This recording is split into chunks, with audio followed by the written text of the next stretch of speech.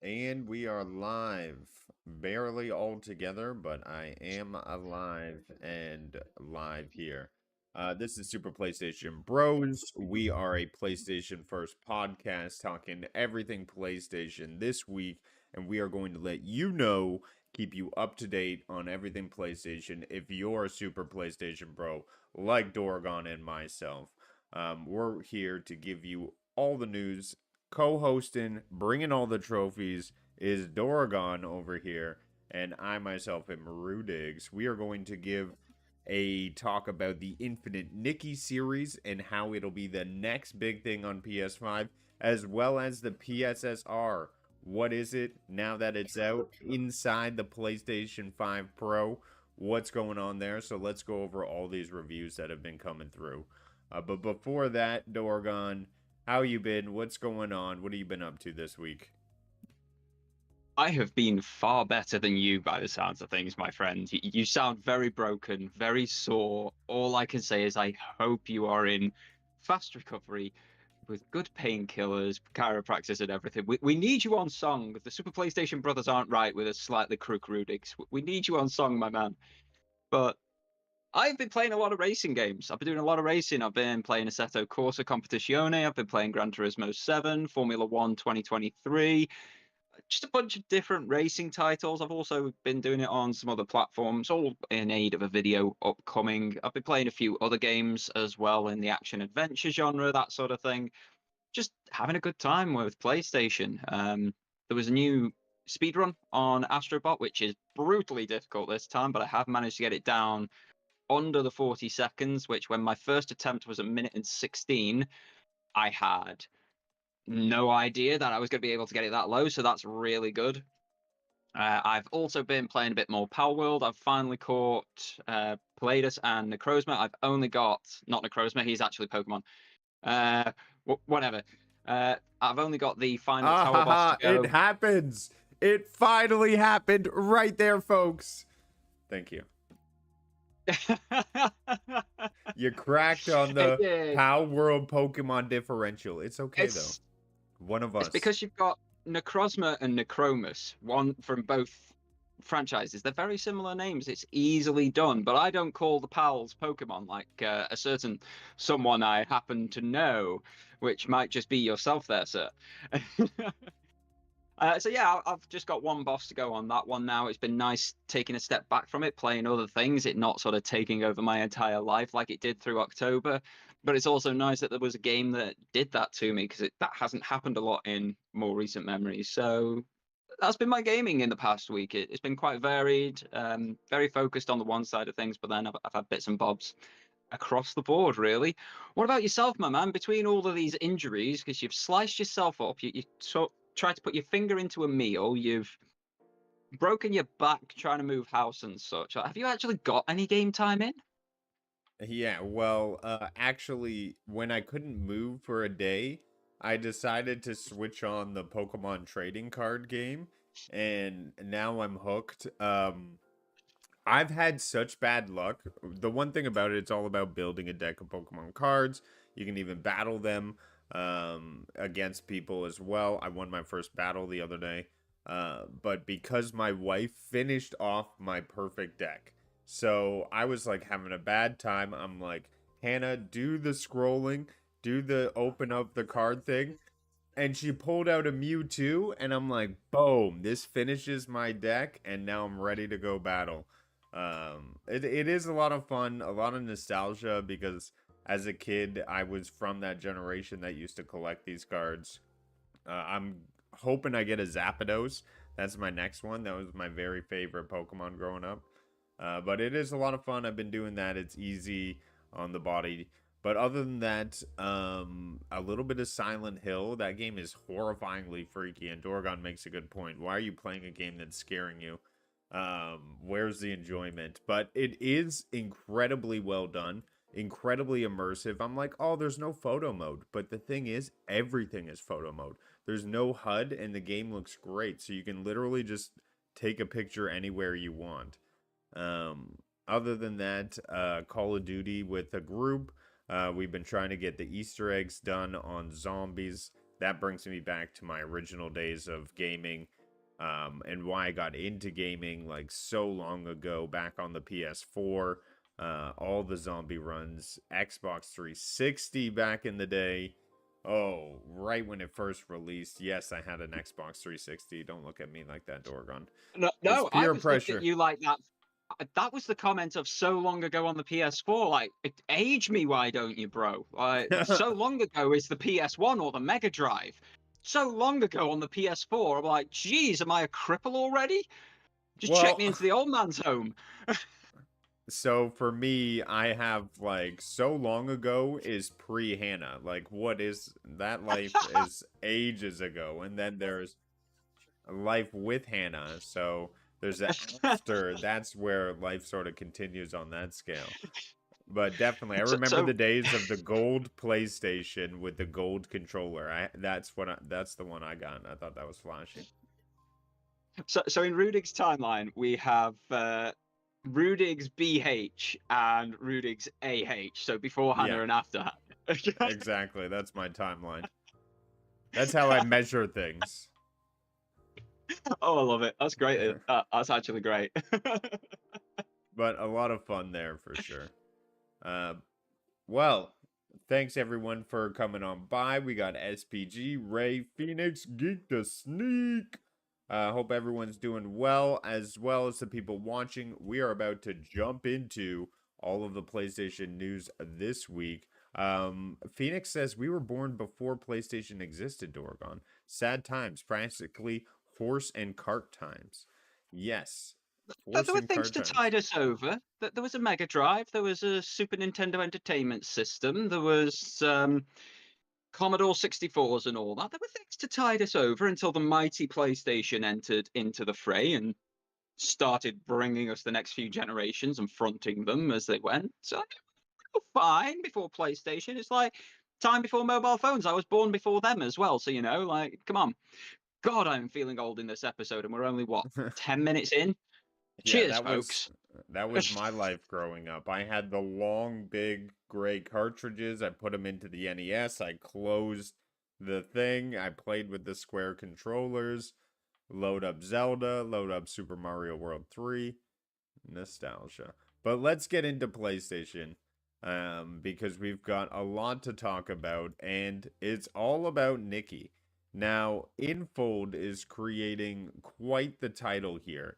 Now, people may not think on here listening to the podcast that this may be the next big thing, but it has real POW world penetration potential here of creating an experience that draws in mass amounts of people of what we're seeing. So, Infinite Nikki, if you haven't heard it, is an open world dress up adventure game, and it's generating massive buzz with anticipation ahead of its PlayStation 5 release. The game features a vast and stylish world of explore with focus on character customization and F for fashion, people. It's all about the fashion. And that rings so true with so many people. Everyone loves skins. Everyone likes that drip, that fashion, that cuckoo.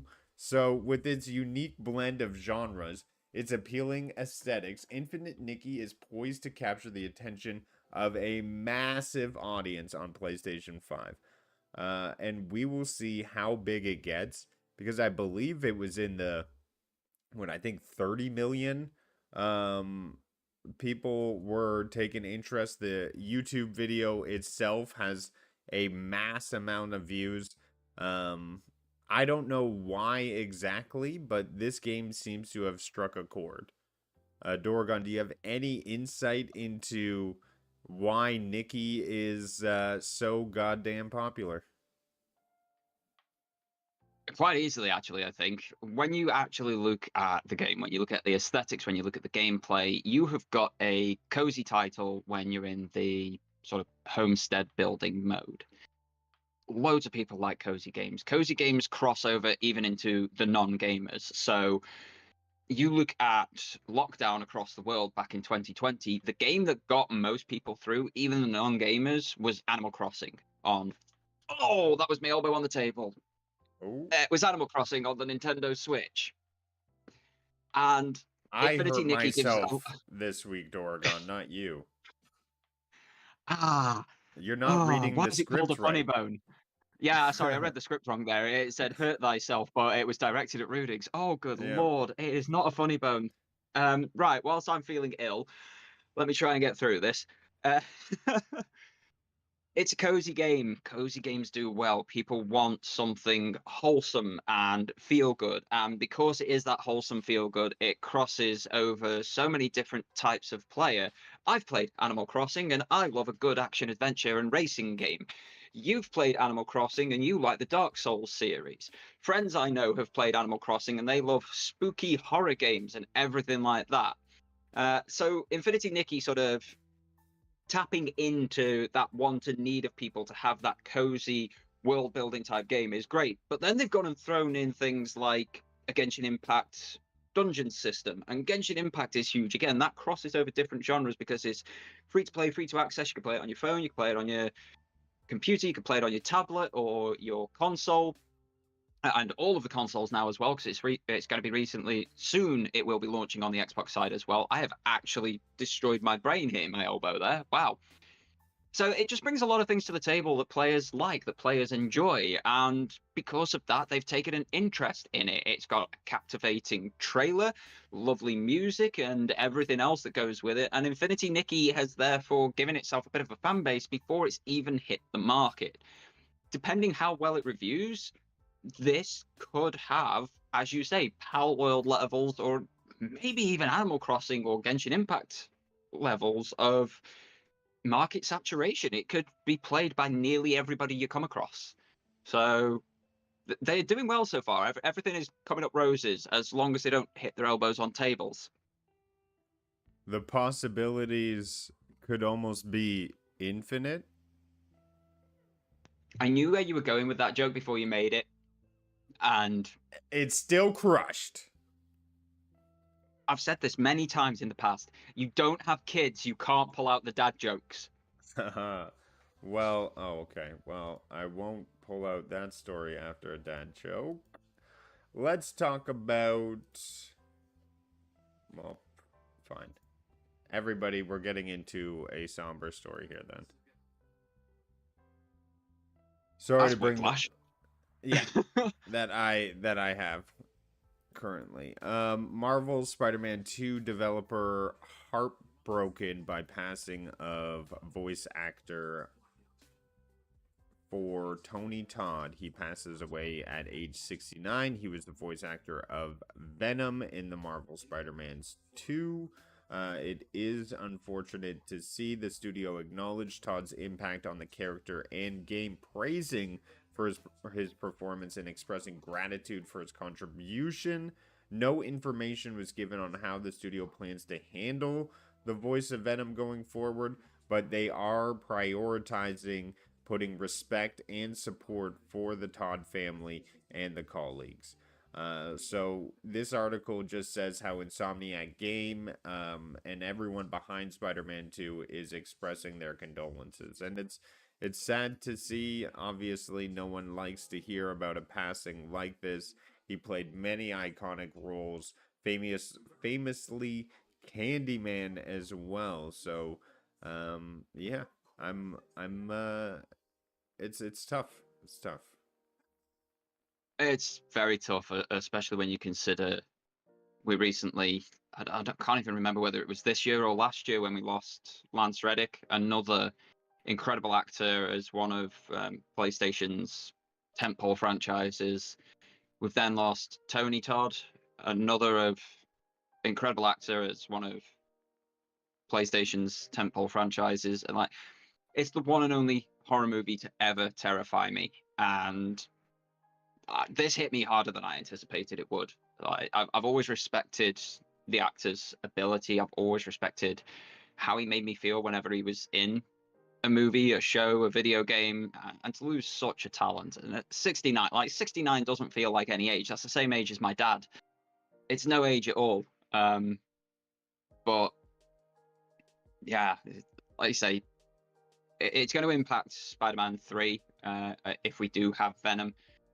They could easily not bring Venom in because there is the Carnage symbiote out there. We're going to have Doc Ock breaking out of prison. We're obviously going to have the Red Goblin as well with the Carnage symbiote connecting to the Green Goblin and such like that. This is where all the stories are going. There's no requirement to have Venom there, but then they have killed off many of the Rogues Gallery, so it's like, it's such a shame. But as they say, you've got to respect the family, let them grieve, and then we'll cross the bridge of how we deal with this later. But for now, everybody just needs to sort of take it in. Like Geek the Sneak did not know that he had passed until we just raised it on this show. So sorry to break that one to you, mate. Very, very, very sad. And it may sound stupid, but I did even try saying Candyman in the mirror 3 times to see if he'd come back, and it didn't help. He'll be missed by a lot of people. A lot of people. Jeez, you almost shed a tear for me. You almost broke me down on that one. Oh my gosh. Sorry. Yeah, let's not have Rudigs cry on the podcast because it's not hard to break him down. That's for sure. He's the softy, everybody. But let's get into this. I think the last thing we want to say is send our condolences to Tony Todd and his family. Of course, this is terrible news, and you know, I'm not great at these things. But whoever That's why is. you've got me. Yeah, exactly. To say the heartwarming stuff. So let's move on. PlayStation 6 controller could introduce the most controversial new feature in gaming history. Well, what does this mean? A new patent suggests that Sony is considering a subscription service for certain PS6 controller features, potentially including haptic feedback, adaptive triggers, and gyro controls. First of all, no, I do not approve. This has sparked controversy among gamers, like it just did in me, who argue against having to pay for extra features that are standard in current generations of controllers. Exactly my thinking.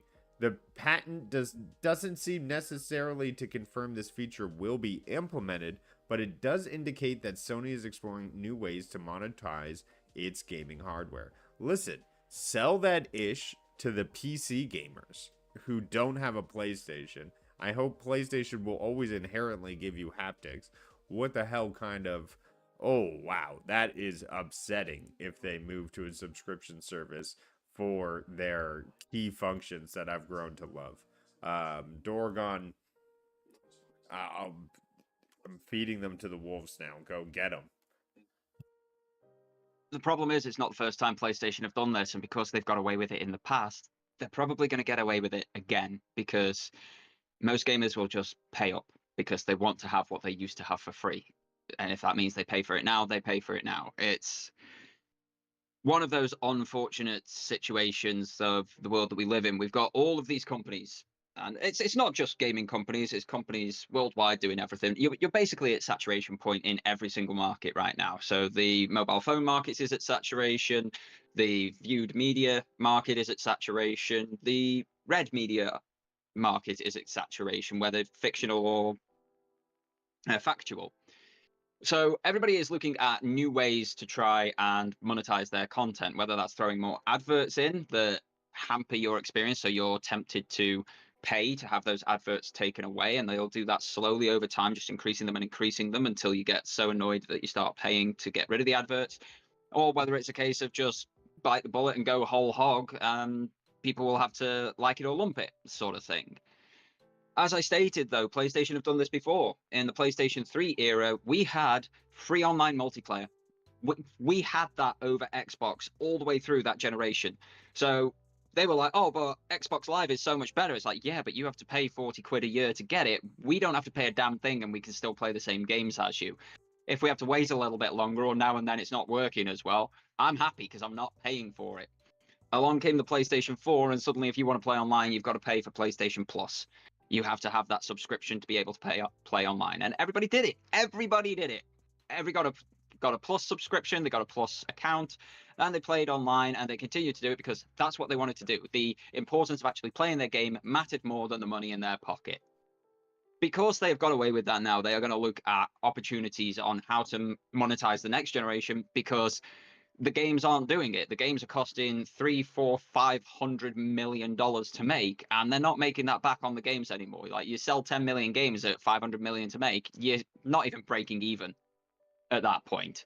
So giving people subscription services for things like the haptics and the resistive triggers is a very business sense way to go about it. It's the same as BMW charging you to actually turn on the heated seats in the car that you own. That is something that is happened in this world. BMW charge for their heated seats, and it's a monthly subscription if you want to heat your butt whilst you're driving in the middle of winter. This is how every company's going. This is what every single company is going to say, every single company is going to do.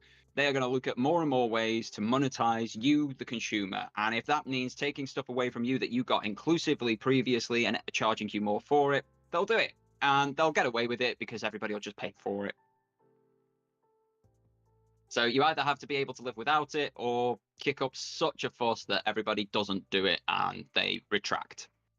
The only way I'm accepting this, and I wouldn't even say accepting it, more like dealing with it without being uber pissed, just like normal pissed, would be if they included it in, say, the PS Essential or the PS Plus Premium subscription. Don't Nah, shake your head. seriously doubt that. I think Seriously doubt that's that, where mate. they need to put it.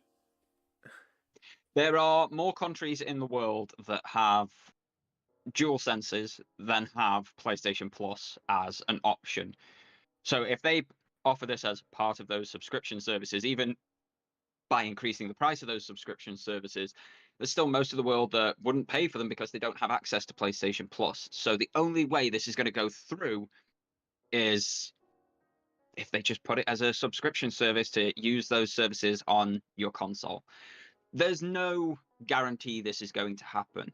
There's a lot of patents that Sony have put out, a lot of patents that Nintendo have put out, a lot of patents that Xbox have put out that basically spell disaster for gamers if they were actually fully implemented or acted upon. This is just an idea that they may want to use in the future. It could be 20 years down the line that they use it. Patents last for about 20 years here in the UK once they've been lodged before they have to be relodged. And it just means that they have the option to charge you for things that you were used to getting inclusively or free previously. So, expect the worst, but hope for the best. Well, speaking of console hardware, there's something new around the corner that dropped a couple days ago, and like Phoenix says, she's getting hers in 10 days. So a lot of people looking forward to the PS5 Pro. A lot of news is coming out about it as consumers start to get their hands on the console. So let's get into what people have saying. Let's start by saying what is brand new, revolutionary, and hard hitting about the PS5 Pro. What makes this stand out? What makes a difference? Well, that would be the new AI, artificial intelligence, PSSR. And what is that? It is a new upscaling technology introduced with PS5 Pro. It is designed to enhance image qualities. It works by rendering games at lower resolution and then upscaling them at higher resolution, such as 4K, using advanced algorithms. I don't know why I said it that way. PSSR aims to improve visual fidelity and performance, offering a sharper and more detailed image while potentially increasing frame rates. Highlight potentially. So the idea and the marketing behind it was that they were getting people who were choosing performance and quality on the base model. 75% of people lean towards performance, while 25% leans towards quality. And what the idea here with the Pro is merging both of those together, giving more PC like options, and adding artificial intelligence upscale, similar to what you see in PC using DLSS and those functions to be able to upscale images as you're seeing here. Except that showed Concord. Obviously, Concord's not there anymore. But yeah, Dorgon, do you want to jump into PSSR a little bit? Maybe your thoughts. I know we've talked extensively about PSSR back from when Oh it yeah, yeah. first got rumored. I think we've been talking about it for over a year at this point, haven't we? Like that's how long this thing's been rumored. All of the leaks have been essentially confirmed nowadays. So what we were talking about like back in March or something is reality now. But I don't know. I don't know. Like have you ever noticed an issue with the visual quality in any of your games? Because I haven't. I've been playing this thing for 4 years at this point. 4 whole years. This has been on the market. I've been playing it since day one, and I've never noticed any form of visual issue with any of the games I've played. I choose performance mode because that smoother frame rate matters more to me than the crisp 4K visuals at 30 frames per second. And I don't have an issue with anything I've played, old generation, new generation. It makes no difference. PSVR 2 has never seemed like a problem to me. And yet they're talking about all this image enhancement and image this, image that, image the other. People don't care about the image. You've got 75% of your gamers choosing performance mode. The frames matter more than the visuals. So why give us a new console that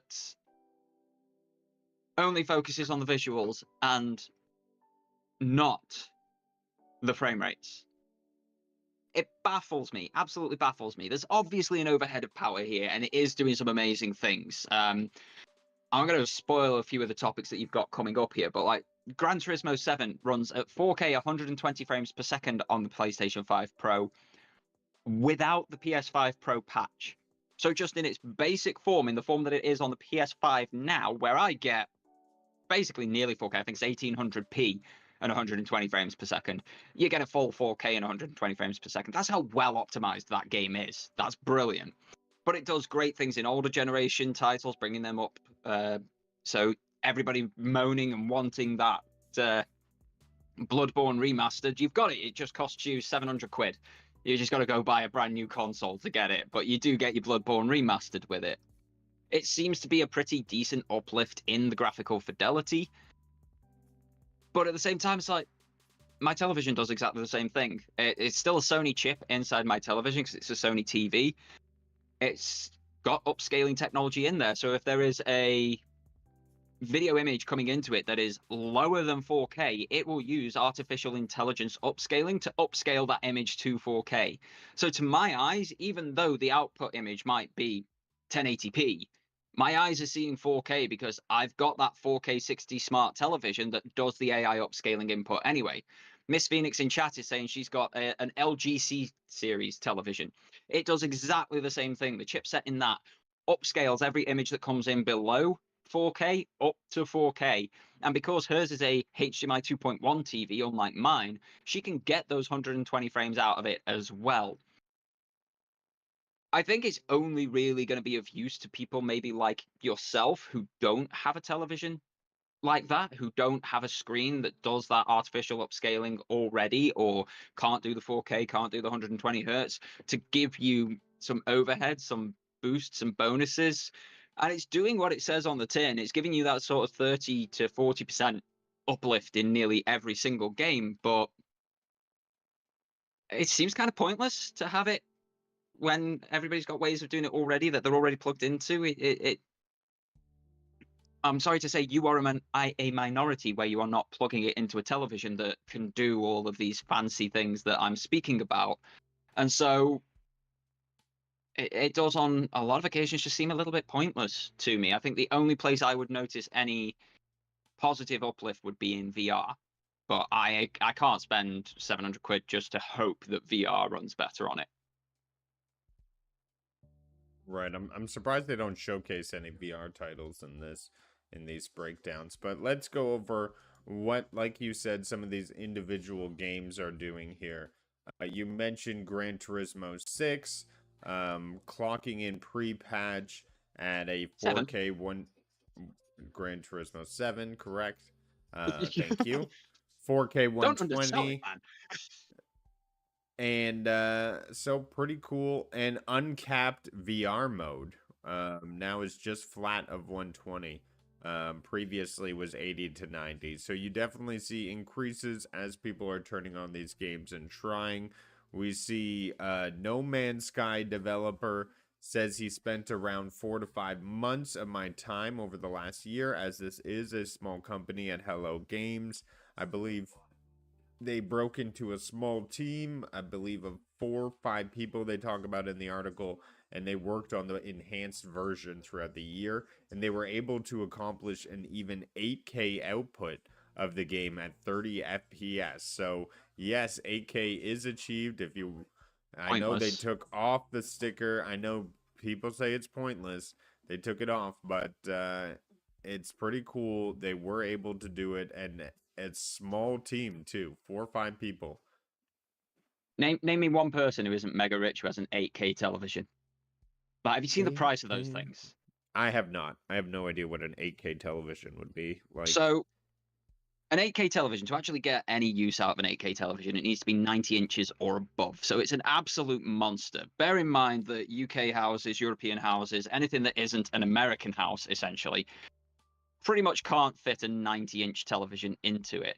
They look amazing. Like when you're actually looking at them, they look sodding incredible. But when they're costing £23,000, more than 10 times my car's cost, there's no way anybody's buying that. That's more than a deposit on a house.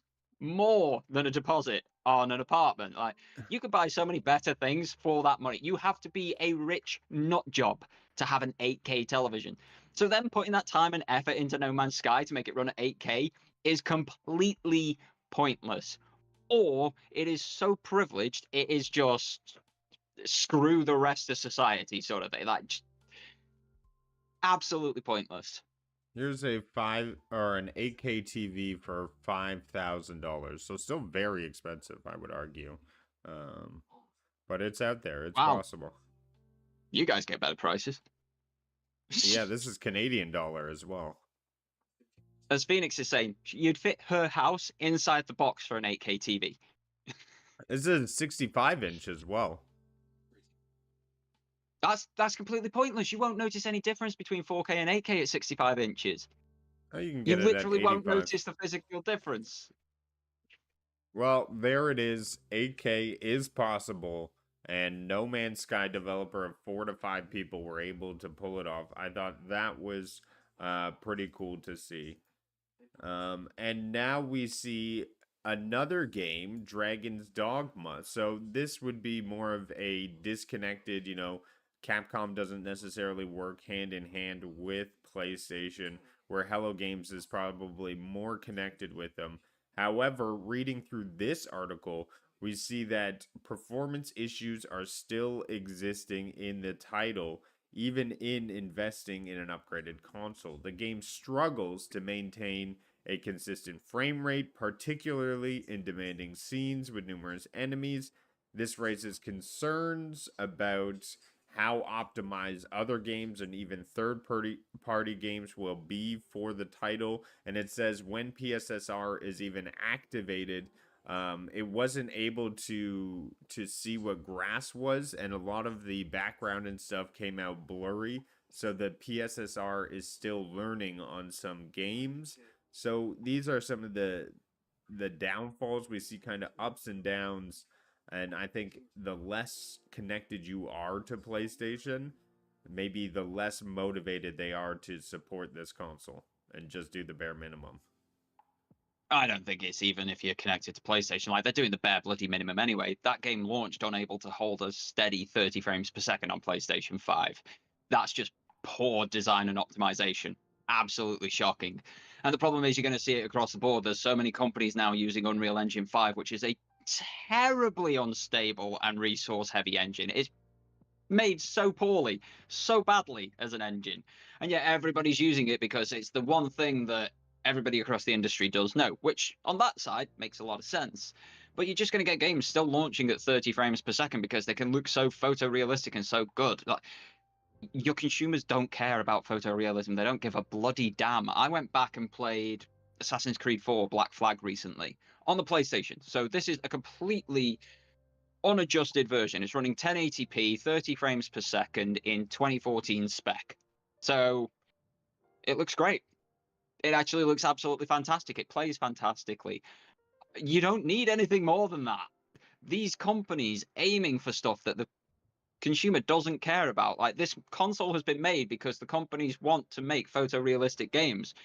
Your consumers told you where 3/4 of them are choosing performance over quality, that they don't care about the graphics.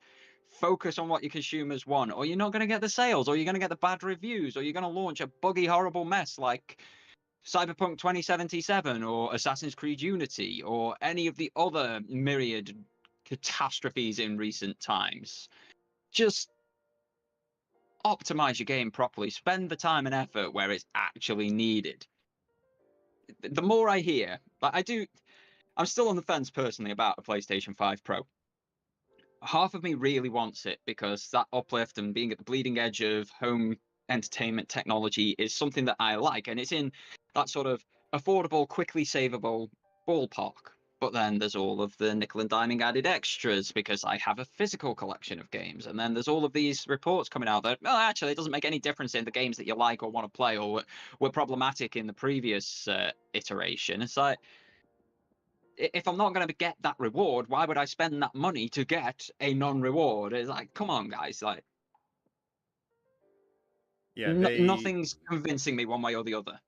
in their marketing, they specifically said 75% are choosing performance. And so in that decision to say that, you should have said, we are looking to make sure our performance is better than ever and maintaining excellent stability throughout all games across. Like, that should have been the main focus, or at least give us a roadmap for PSSR, because I'd like to understand how it works specifically. Is it going to learn over time? In 5 years, are we going to get the smartest PSSR, best frame generation that ever existed, because it'll learn through so much gameplay how to generate 60 FPS?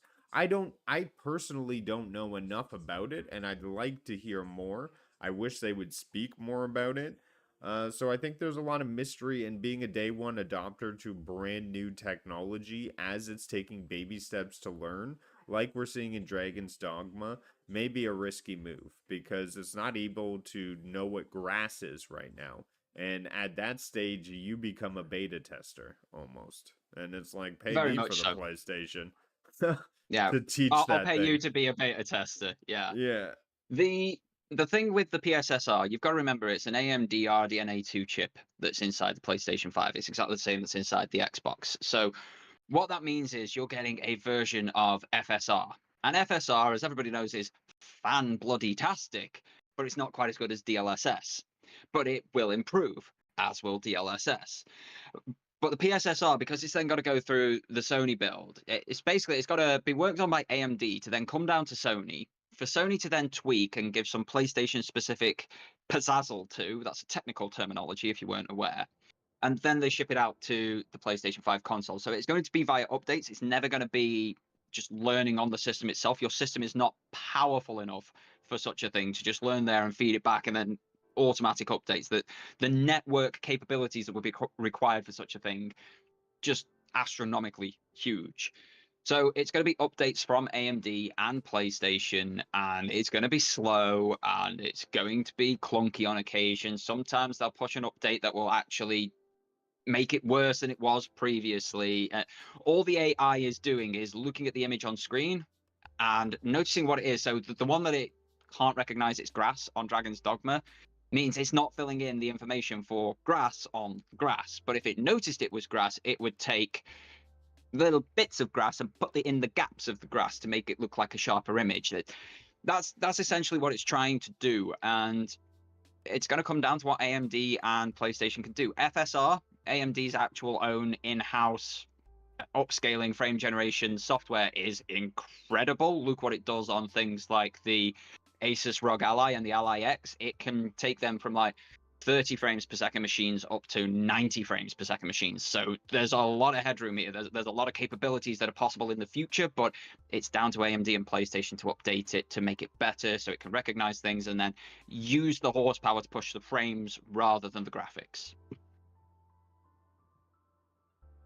So we will let you know, and perhaps Phoenix will let everyone know in the Discord in the description below what her experience is going to be like firsthand when she gets the PlayStation Pro. So be sure to check out the Discord, check out the links in the description as well, because both of us are content creators making awesome stuff. So uh, after that housekeeping, let's get into the next news. PlayStation Pros out there, check out what everyone's saying, and make your own opinions based on the games you want to play. My opinion. But Sony, this is good news that I'm bringing here. By the way, good news for people like me. Sony and Warner Brothers are reportedly moving away far, far away from developing live service games due to a string of unsuccessful releases in this genre. That's right, the market has spoken and told you to stop what you're doing, and finally they are listening. Their obsession with trying to be Fortnite is coming to an end after they have lost hundreds of millions of dollars trying to do so. Both companies have struggled to establish successful live service titles, with many failing to meet expectations and facing harsh criticisms from gamers alike. This shift suggests a renewed focus on single player, narrative driven experience, which have traditionally been their strengths, like we have been saying this whole time. So, yeah, it took a while, it took hundreds of millions of dollars. They saw something shiny in the distance, they couldn't get it, and now it's time to go back at what you're good at. So I look forward to new IPs and great storytelling. This is amazing news. It's what so many people have been saying for a while, from when the first notice came out that Sony were pushing like 10 or so live service games. Like, why? It's not what you do. I can understand maybe wanting to try one or two. It makes a lot of sense. If you can dip into that cash cow, dip into that cash cow. But 10? 12? Why are you pushing so many? And where are the single player games that we bought into PlayStation 4? It's great to hear. It doesn't mean anything is going to be a quick turnaround and a quick fix. We've still not seen anything from Naughty Dog this generation. We don't know what's coming next from Insomniac. We now know what's coming from Sucker Punch, but they're one studio, one team. They make one game at a time, so it's going to be 4 or 5 years between games every single time. Guerrilla, they make monster games in the Horizon franchise. They went from 2017 to 2022, so we're probably looking 2030 before we get the next game from Guerrilla. So they need to sort of look at how they are making the games a bit as well. Like these spiraling costs being so expensive and being hundreds of millions down the drain for failures. Like it's a game that probably should have cost you about 90 million to make. You should have been in great profit from some of these. Like Spider-Man 2, you should have been in massive profit from, but you allowed it to spiral it to like 300 million pounds, $300 million to make it. Why? Where did that go? It doesn't look over much better than the original Spider-Man game does. So they need to look at how they're making the games. They need to improve their efficiencies, and they need to optimize the games well too. Like these are games launching on their own consoles that are struggling to maintain like your 30 and 60 frames per second in your quality and performance modes on the base console. But as long as they take that focus, as long as they do well now, what they did in the last two generations, so it was born in the PlayStation 3 era when Xbox absolutely bodied them out of the gate. Better price, more accessible, better storage, better online connectivity, better everything in that seventh generation. And to try and win back market share, PlayStation started putting out banger after banger after banger. Uncharted 2 changed the landscape of gaming, and they need to sort of remember how they got to the point they're at and recapture that magic or capture new magic that does very similar things. There's obviously the skill internally at PlayStation. I hope they tap into it. I hope they let these guys absolutely cook, but only time is going to tell. At the moment, the next PlayStation Studios exclusive that we know about that's coming out is Ghost of Tsushima sometime in Ghost of Yote sometime in 2025. We're going to need more, guys. Yeah, and hopefully we see Concord, not Concord. Why did I say Concord? Wolverine. Wolverine with a date coming out soon. But don't forget You got about Concord on the brain. a little adventure that's coming out in what, a month's time? That is a Sony produced game. Isn't it some point this month? Well, it's being put together piece by piece. I thought it was it's either November 14th or yeah, I think it's November 14th. The upcoming Lego Horizon game is receiving a significant marketing push. Um, and this is a PlayStation game, single player adventure, even though it is in the vein of Lego. It includes prominent advertisement, promotional events, collaborations, suggesting a broader appeal beyond just Lego and Horizon fans. The game's unique blend of Lego building mechanics and Horizon post apocalyptic settings appears to be generating considerable interest and anticipation. So, yes, you can pre order now. It's going to be available on PlayStation, PS4, and 5. And it's said to be Thunder Jawsome, which I thought was a nice little pun there. Also, Nintendo Okay. Switch, which was the biggest reach to another console to release a IP that is known for PlayStation. So this is really going to launch, I think, the title as well, and PC. So everybody but Xbox got invited to this party. Yeah, pretty much everybody. It is the 14th of November, as you were saying, so you're Yeah. 100% correct on that, which is 3 days' time, and there you were saying in a month. So yeah, this comes out in 3 days' time. Everything looks great about it. I didn't realize that Lego actually approached PlayStation about making this game initially. I thought it was PlayStation had reached out to Lego because they needed an exclusive, but no, it went the other way. The Lego company reached out to PlayStation, said, we kind of like, you know how well we made that tall neck for you, that Lego tall neck, which I've got sat downstairs under my television. It looks great. How's about we make a video game based around Horizon and just make it the first story, but Lego, like, you know, the Lego games of everything else. And I think that's going to be great. Like, throwing comedy at that first game, I don't know how it'll work, but they always manage to make it work. And I think that's going to be fantastic. And some of the stuff I've seen, I'm all in for it. I love the Lego games. I'm looking forward to this. Bring it on. Well, I think it's going to work out well. Lego always hits huge, especially in time for the holidays. There's a lot of things going for this title, and if anything, it'll make people go take a look at Horizon again. So I think it'll have that double effect where people are double dipping into the franchise. It's got the legs, and with the new remaster, how could you not want to jump back into it? Oh my God, have you played that remaster? No, no. I'm It's incredible. I I've yeah. I know we've spoken about it multiple times before, but I've got the PS4 complete edition of it. I booted that thing up and I think it blows even Forbidden West out of the water. It looks incredible. It's running at 4K 60. Pro, you don't need the Pro for it. It does this on the base console. It runs at 4K 60. The facial animations are so much better. There's nothing alive or dead, and it doesn't delete, it doesn't overwrite the original version that's on your console. So I could literally directly compare them.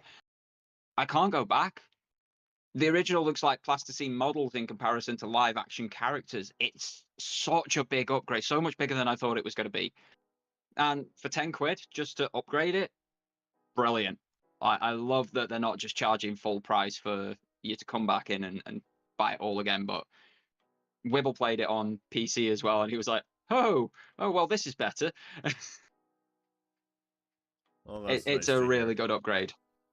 It was definitely the reason why I got that gold PlayStation back in I think 2017, so many years ago. It's a good title. Lots of fun. Um Highly we recommend going back. we have Death Stranding gets a surprise Xbox Series X and S now out. So, a little bit shocking to hear. Apparently, Sony has shipped 6 point. Oh, no, that's a different. That's a different one. So what happened here is Xbox is getting releases of Death Stranding. Kojima has apparently taken this back from PlayStation, and so now it's going to be his official thing. This marks the first time a Hideo Kojima game has been released on an Xbox platform since the cancellation of Silent Hill. The Xbox port includes enhancements like improved visuals and performance, making it a compelling option for players who have not experienced it yet. So it was previously a PlayStation and PC, and now it is on Xbox. So is this going to be the future for other PlayStation games coming forward? I don't think so. I think this is a special case, and I think this may be the only series you see branch it because of what happened in the boardroom between Kojima and PlayStation. Yeah, I think this is. I remember seeing the news and thinking, wasn't this already on Xbox? I thought it had already ported across. I thought the exclusivity was not that long. So I was a little shocked that it hadn't already gone to Xbox. I expected this a long time ago, actually. I thought it was like a timed exclusive. Yes, published by PlayStation, which means you can't just immediately take it everywhere else. It took 2 years to get to PC and then maybe another 2 years to get to Xbox, sort of thing. I never expected this to remain a PlayStation exclusive. I'm surprised it has been as long as it has been. Great game. Would highly recommend anybody over on the Xbox side picking it up. You're either going to love it or hate it. It's quintessential Kojima, and you need to wade through some exposition before you get to the really, really good parts, and they are worth wading through some of the exposition. I think you're going to see this from many of the third-party exclusives. So things like Final Fantasy 16, I imagine you'll see that on Xbox in the future. Things like even the Final Fantasy 7 remakes, I think you're going to see those on Xbox in the future. Anything from Capcom that's been PlayStation exclusive will likely go to other platforms, and it's because it's that market saturation that we were talking about earlier. They're already saturated. They've got their PlayStation player base, and they knock it up to those guys. Everybody wants to play it from the PlayStation side, plays it, and then you can't sell it to anybody else on there unless a little bit of word of mouth goes a little way to getting people there, or a sale here and there. So it makes perfect sense. I don't think you're ever going to see it from the first party studios, and I think that's a great thing. The same as I don't want to see Nintendo exclusives on Xbox or PlayStation. I don't want to see Xbox exclusives on PlayStation, despite enjoying my Hi-Fi Rush playthrough more on my PlayStation than I did on my Xbox because it had haptics and resistive triggers built in. But I think this is what we should expect for the future of third-party exclusives. That's going to be timed exclusivity. We saw it with Tomb Raider. It had timed exclusivity on Xbox before it came across to PlayStation, even though it started as a PlayStation franchise. But it's just about who's going to pay the money to publish this thing and get it out the door. Give them a bit of exclusivity, then get the game out to other people with excellent word of mouth, and you avoid that issue of market saturation because it's going onto multiple different platforms. It just makes sense. And there you have it. Death Stranding now breaching the aisle. I think it's a one-off, not a pattern to be looking for in the future. But yeah, check it out if you are an Xbox fan and want to get into it. I myself walked around in a circle. It's going to be a while, but before I try that again. Look. Yeah, I need to teach you to play Kojima games. You don't play them the way you play other games. No, you have to have patience. It's a different thing, but and read things, which is very difficult for you, I know. yeah. I don't. Anyways, combat and action. Reading is not part of the fun for me. But no one's favorite part of the board game is reading the rules. Let's just say that. Yes, it is, because then I get to be game master. Well, anyways, I wanted to give a shout out. It's that time of year again. The Golden Joystick reveals nominations for Ultimate Game of the Year. That's right, we're going to be seeing this a lot. The official game awards are in 1 month from now will be hosting Wow. a Yeah. Cloud and Console um, open bar edition. So be wary. It gets hectic, it gets rowdy, and we cover the games. It's gonna be a lot of fun. But the nominations are here, and we see a lot of PlayStation on the list here, which is fantastic to see. They're obviously putting out a great show here. Satisfactory, Astrobot, Silent Hill 2 Remake, Call of Duty Black Ops 6, Final Fantasy 7 Rebirth, Dragon Age. I've had some recent experience with that game and I don't know why it's there. Metaphor Refantasio, Baltro Tekken, which is another PlayStation, Helldivers 2, and Black Myth Wukong. So really awesome to see. We're going to be seeing a lot of Game of the Year awards coming through, so be sure to get your votes in now. Contribute your opinions, your favorite games, because these votes are made from gamers like yourself, and it's where your opinion should be placed. Yeah, I like the golden joysticks. I like that it's a fan vote as to what actually wins. I don't know how they get to the point of who the nominees are. Like you say, I don't think Veilguard should be in there. It's a decent game. I wouldn't say it's Game of the Year worthy. Black Ops 6 as well. Like, again, decent.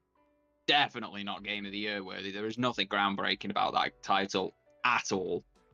Helldivers, I'm always in two minds about it. It had its moment in the sun. It was a cultural moment. I'm not sure it requires anything more than the success that it's already had, given what they expected. Refantasimo looks absolutely incredible, and everybody who's played it says it's an epic experience. Everybody should play it. So that should definitely be on the list. Things like Astrobot, I've been saying since it launched and since I first got my hands on it, it feels like a Game of the Year title. I don't know, having only sold 1.5 million copies, I'm saying only about 1.5 million. I've got no idea what that looks like physically. It's going to fill rooms sort of thing. But it sold a lot, but I don't think it's enough to make a dent on player voted options. So I think you're going to see the big games like Call of Duty come through or Black Myth Wukong come through, especially if China are actually allowed to vote on it, if the Golden Joysticks isn't a blocked website. So yeah, it's a bit of a weird list. I don't know how they come up with the nominations, but I love that the end result is decided by fans and fans alone. So go for it. Yeah, get in there, get voting. And there's a bunch of other things that you can vote for there as well. Or there were. I don't know if the votes are still open. Yeah, that was Metacritic Maker, but my experience with Dragon Age is different. And that's what this is about. This is everybody's personal experience. Art is in the eye of the person who is looking at it. So everyone gets their own opinion, and we'll see who is in the majority with the Golden Joysticks this year. But that is our show for this week. I know we're at a new time here, so I'm happy if you found us, and if you catch us on the VOD, thanks for listening through. There is links in the description below. You can join the PlayStation Bros Discord. You can check out Dorgan and myself on the YouTubes. Dorgan, what do you got going on this week? What's going on? Let people know. I currently have 2 videos in partially edited positions. I hope to get one of those out to folks this week. Channel members will get it 24 hours earlier than everybody else, and then 24 hours later it'll go live to the rest of YouTube. I hope to have both of those ready within the next 2 weeks. So you should have 2 videos in 2 weeks, and then I'm out of ideas again. So we'll see where we go from there. Other than that, there's a few shorts that have been going up. Things just commenting on social media posts or my speed runs on Astrobot and stuff like that. So check out whatever you can from the link in the description. And we've got a full week of Rudig's live streams. That means people can join you for Helldivers tonight, doesn't it? Hopefully, it's not the same playing with one less finger. I'm definitely it's my right or left index finger, which is like L1. Oh, no. So it's the stratagem button, or it's the zoom in. So Or aim down sights. Yeah, so you got to get good with your middle finger. Yeah, it's a brain teaser. Yeah, that'll work for you. That's fine. Don't know what you're moaning But about. Just get the claw grip. yeah, I'll try my best, but after this, I'm definitely jumping into trying to get a doctor's appointment to check out my back. And then hopefully Helldivers, getting into some Among Us on Tuesday here on Cloud&Console. Be sure to come by, check out. Everybody is welcome. It is 9 p.m. Eastern. And then yeah, no wonder your zombie playing has been lagging. See, Maker says that as I revive him. Yeah. But yes, lots of stuff happening on the channel. Be sure to check into our socials, Threads, Twitter. I don't use Twitter anymore, just Threads. Discord, all that good stuff. Take care, everybody. Have a good time. I'm off to get my back fixed. Go get fixed, Rue. Everybody else, have a great week. Catch you next time. Bye.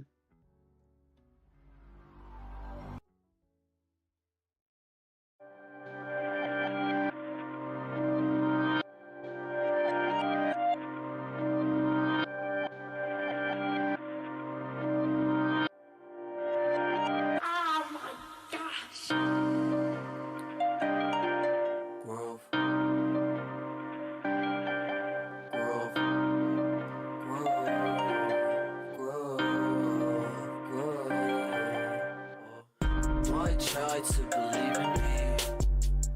Why try do I even need to? I die with the season leaves.